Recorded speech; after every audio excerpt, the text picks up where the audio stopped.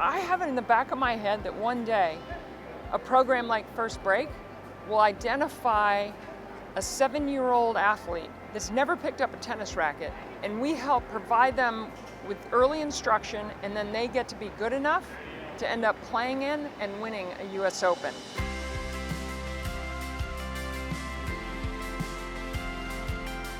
When I found First Break, I just really blossomed because everybody here is so nice and friendly. I have friends here. They're all very supportive. What I enjoy most about it, it's basically how you feel when you hit the ball. You feel like you can do anything. I love seeing kids get engaged with the sport of tennis. First Break primarily is a tennis program for kids in Carson, California. One of our goals is to make sure it's accessible for anyone who wants to come play.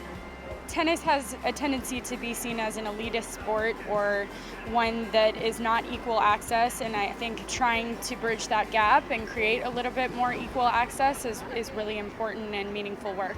So many of the kids in programs like First Break, they're already dealing with some adversity.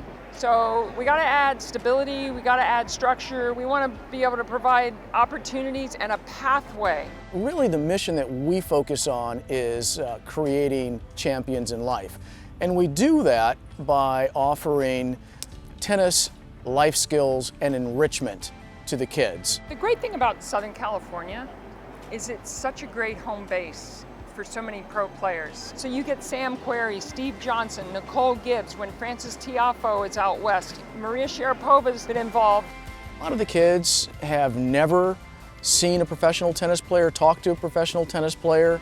The more influence you have from professional athletes with something like this, it can be more impactful and more inspiring for the young kids. And I'm not even kidding, like the level of improvement is always just so stunning. They start with no skills at all, and a few months later they're hitting the ball over the net and playing on our little teams and enjoying the game. It's really seeing the kids and being like, wow, your forehand's improved since the last time I saw you play. This is not like a one-time drop-in, but you can expect to see me, several times a year. I'm gonna come, hang out with you and take a vested interest in your development as a tennis player. I met Maria Sharapova and Nicole Gibbs. It was really good because I seen a lot of them playing tennis and winning in the US Open, and I finally got to meet them. It makes me feel like I am going to be a professional tennis player one day, and I can help teach kids. Tennis has changed my daily life as now I'm really fit and I get to do all this fun stuff that I couldn't do before.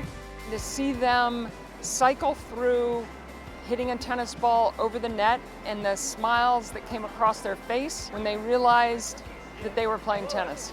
It's always a great feeling giving back, and I think we've all been really privileged with the type of life that we're able to live, and if we're able to pass on even a little bit of wisdom to the next generation or to kids who might not otherwise get those exact same opportunities, I think that's really helpful and meaningful to those kids.